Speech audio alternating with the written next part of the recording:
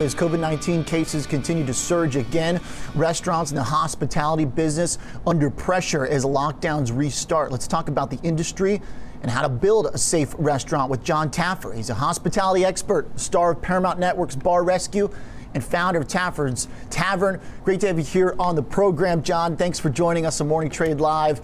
I want to talk about what you see in the industry right now. There's a second lockdown in a lot of major cities that's on the way. How bad is this going to be for those restaurant owners right now? How at risk are they? Well, it's like cutting the second leg off, Oliver, obviously, because of the cash deficits and the debts that we've all created. You know, when we take a look at the impact upon in-store dining extra, any business that has 75% of its revenues eliminated can't possibly survive. And the restaurant business runs roughly 30% labor cost, 30% food cost. That's 60% of operating expenses right there. So when you drop revenues by 75%, 50%, there's no chance of survival. And that's what scares me. But, you know, the other side of the coin, if I can be positive for a moment, with 2 vaccines out there, the basic schedule, in 90 to 120 days, we're going to have a vaccinated country, and I believe there's going to be a real boom in the restaurant industry. I think the next thing people are going to do after their vaccine is go to dinner. So, Oliver, when you think about the fact that restaurant capacity is going to be down, call it 40% come April, May. So with 40% less capacity and a boom in customer activity, I see a heck of a spring for the restaurant industry. Do you think it might be possible, if things go according to plan with vaccines then, and if there still are regulations on capacity, that restaurant owners might actually be able to tweak prices? Might they be able to make up lost ground either through a service fee or higher menu prices? I know some places already have included a service fee. I see a lot more gratuity that's included as well now at 18%.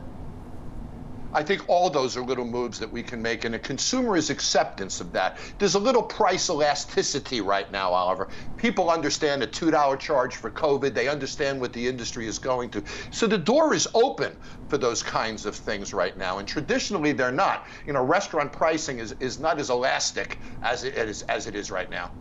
For these restaurants that are trying to hang on, if they've got that timeline, maybe they can hang on longer. Any thoughts, Jon, on what this industry needs in terms of policy and fiscal support? We've heard that this is the one that's still ailing the most. I mean, we can see it, right? It's very obvious. It's right in front of us. What do they need? What's the message that they should be sending to policymakers right now? Well, first of all, the restaurant industry has lost more jobs than any other industry in America. And as a point of reference, there's 1 million restaurants across America. 70% of them, Oliver, are single unit owners. Ma-pas, I mean, the epitome of American small business.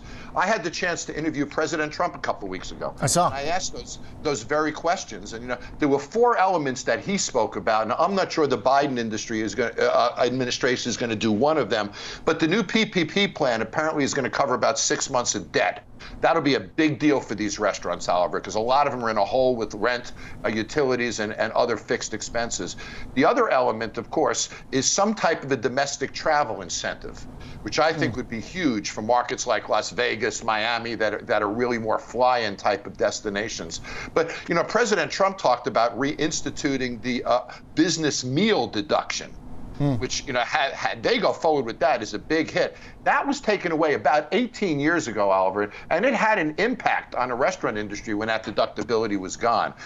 And then there's another important, which is the employee retention tax credit, which is a substantial tax credit that goes to certain types of restaurant operators. I'd like to see that broadened to cover more types of restaurants.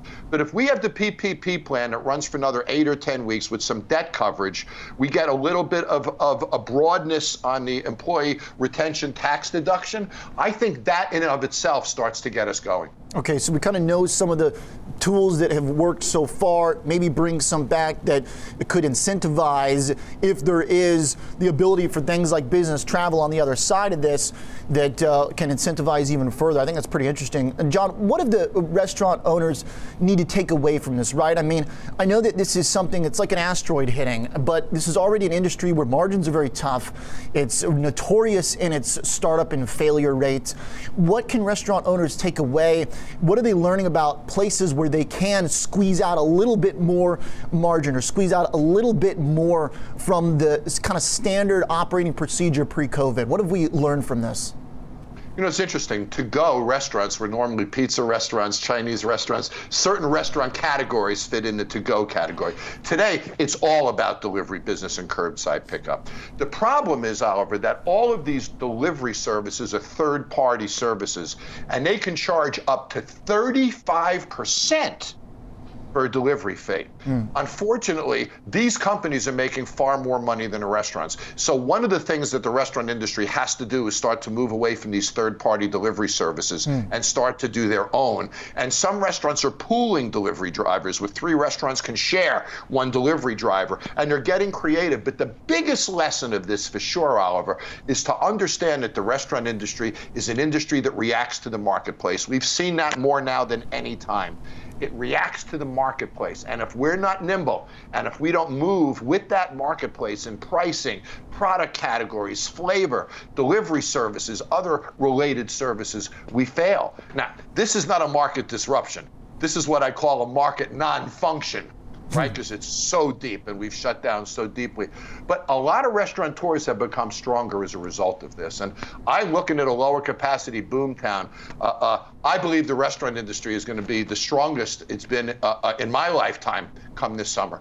John, on the point about delivery, and then I want to talk about what you're doing at Taffer's Tavern, but on the point about delivery, it seems like it's been a kind of double-edged sword, where the delivery has enabled some of these restaurants to survive, right? Where they actually now have a way to get food out, but if they hadn't built it in-house already, then they're pretty much at the whims of the delivery services that scrape a lot of that off.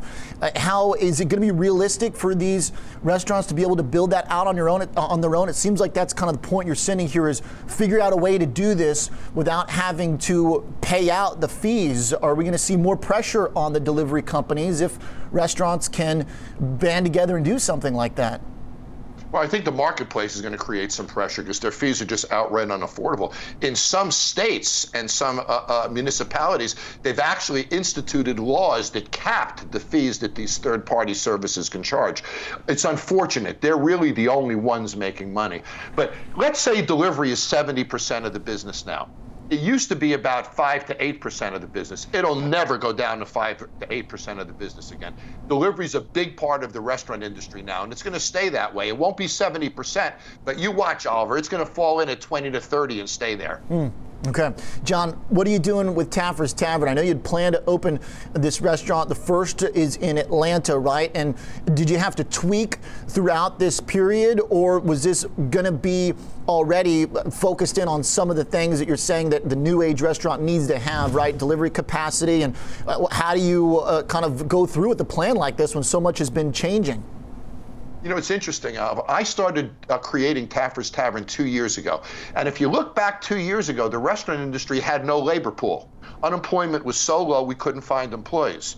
So Taffer's Tavern was my effort to reinvent the casual dining sector and reduce 60% back-of-the-house labor through computers and robotic cooking.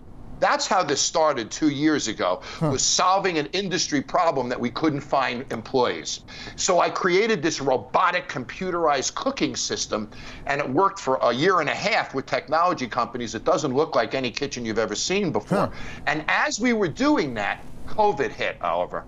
And then we realized, wow, we had the safest kitchen in America. It's contactless, it's computerized, there's no surface space, there's no human contact. So we then created the Taffer Safe Dining System, building it around this whole premise of robotic cooking and the next level of food preparation sciences.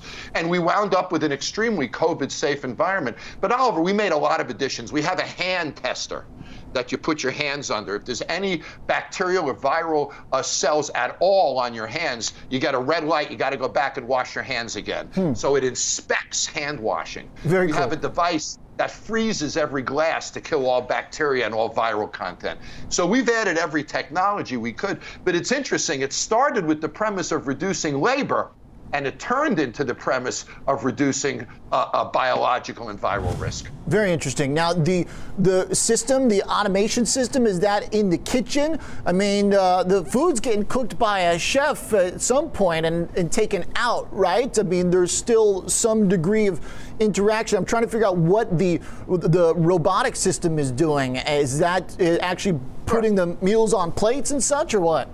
No. What it is we have a central kitchen that produces the food for us. Okay. It packages the food. The food is then delivered to the restaurant, and it's finished in these special computerized and robotic oven systems. But it is never touched by human hands. It comes out of the package from my own kitchen with a pair of tongs. It's put in an oven. It's cooked in about 6 minutes in computerized way and then placed on a plate. But there's nobody cutting. There's nobody dicing. There's nobody picking things up and putting them in bowls.